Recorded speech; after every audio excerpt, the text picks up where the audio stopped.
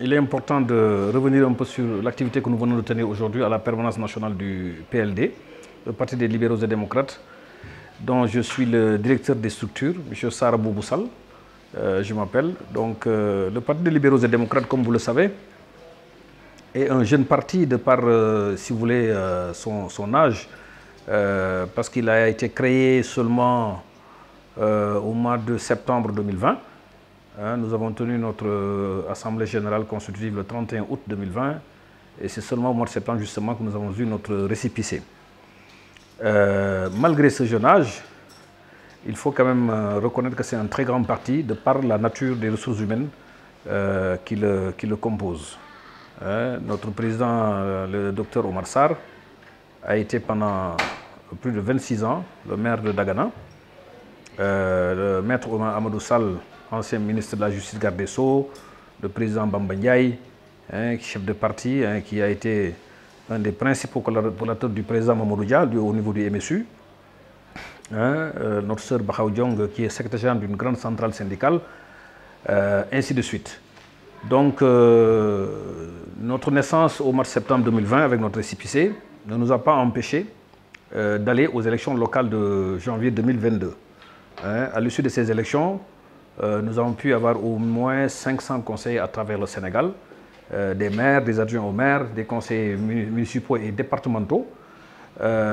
Ensuite, au mois d'octobre 2022, on a pu tenir notre conférence nationale pour évaluer tout ce parcours et les résultats que nous avons récoltés aux différentes élections auxquelles nous avons participé. Naturellement local, parfois sous notre propre bannière,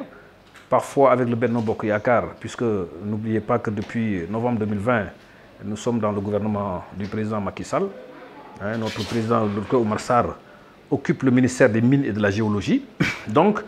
il fallait faire le bilan de tout ce parcours. Et c'est ce qui a fait que nous avons organisé notre conférence nationale le 29 octobre 2022 au Grand Théâtre de Dakar. Et à l'issue de cette conférence nationale, il y a eu deux résolutions. Une résolution politique, pour parler un peu de notre orientation politique, etc.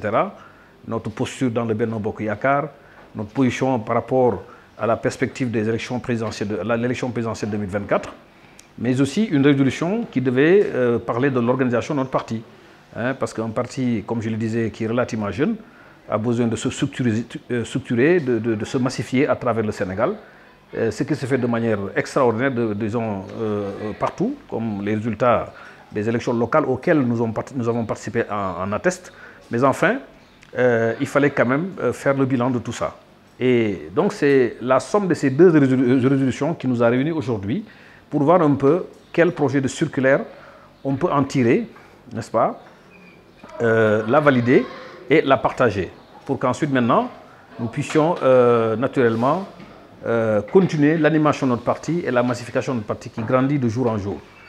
Alors, mais ce qu'il y a d'important aussi à souligner et qui a été retenu à l'issue de cette journée, c'est que, compte tenu du fait que nous appartenons à cette grande majorité présidentielle,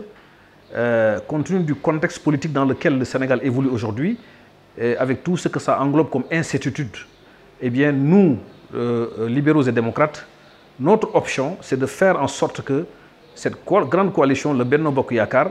eh bien, ait un candidat unique à l'occasion de cette élection présidentielle 2024. Un seul candidat. Maintenant, pour ce qui est de la validation de telle ou telle autre candidature, notre position aussi, c'est de dire que la seule institution dans ce pays qui est habilitée à valider ou à invalider une candidature, c'est le Conseil constitutionnel. Donc voilà un peu notre posture par rapport à la perspective 2024. Et donc, il fallait partager ça avec nos responsables venant de tous les départements du Sénégal pour qu'effectivement, nous ayons les bons éléments de langage, nous ayons la bonne posture, parce qu'aujourd'hui, plus que jamais, le pays a besoin d'unité, le pays a besoin de cohésion, le pays a besoin de stabilité, de paix, pour que justement les transformations positives en cours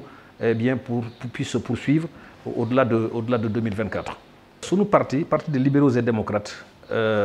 mi ngi juddu daanaka 2020 31 août 2020 ci contexte Covid-19 bi ci la ñu defoon sunu assemblée générale consultative. Ensuite 2022 toujours astafurlah 2020 si mois de septembre ci la ñu doog a am sunu récépissé. Novembre, puisque effectivement nous étions acteurs du dialogue national bi nga xam ne réew mi ñëpp ci bokkoon, parti yëpp ci bokkoon, këru diine yëpp ci bokkoon, même këru labbe yi bokkoon nañ ci pour waxtaane Sénégal ak lu koy dalal ak luy gën a saxal jàmm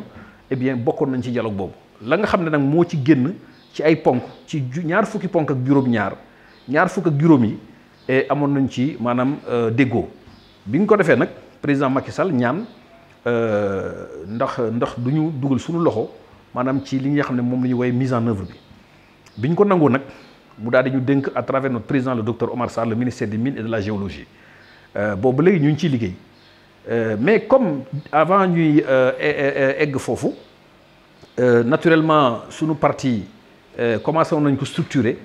dem nañ ci élection locale yi aussi en janvier 2022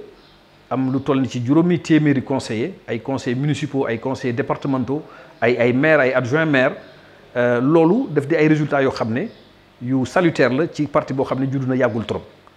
moo tax may faral di wax ne PLD parti la bu ndaw ci atam wante parti la bu mag a mag ci boo xoolee ci responsabilité yi ko ŋànk seen jaar-jaar ak seen expérience ci wàllu politique ku mel ni docteur Oumar Sarr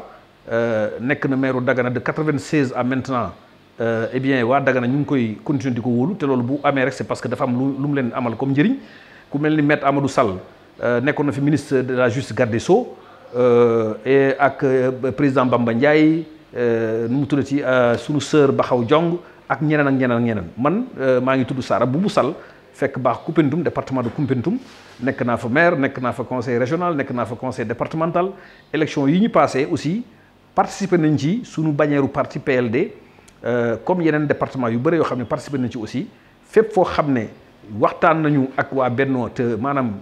juboo amu ci woon àndoon nañu maanaam dem nañu sunu bannière bopp terewul comme tey ñu ngi bëli ci gouvernement bi te Benno Bokk Yaakaar boobu ñu bokk grande majorité boobu ñu bokk li ñu bu ñu sañoon ñun tey benn candidat kese la ñuy am benn candidat cote président Macky Sall jàpp nañ ne bu fekkente ne moom mooy candidat waxagu ci candidature bi mais boobu bés bu déclaré candidature bi ñun suñu cër mooy jàppale candidature boobu dooleel ko pour que liggéey bi nga xam ne sumb na ko ci réew mi te ñëpp teg ci seen bët ah fànn boo jël rek boo ci laal rek am na loo xam ne lu am solo loo xam ne kenn mësu ko fi gis ci réew mi def na ko ci lu baax eh bien bu ñu sañoon loolu day continuer di wéy loolu moo tax bu ñu xoolee situation sous région bi nga xool li xew Burkina Faso xool li xew Mali xool li xew Guinée daanaka Sénégal kese moo fi dese lu ñu mën a wooyee réew ba tax na jàpp nañ ne jamono yu ñu toll ni tey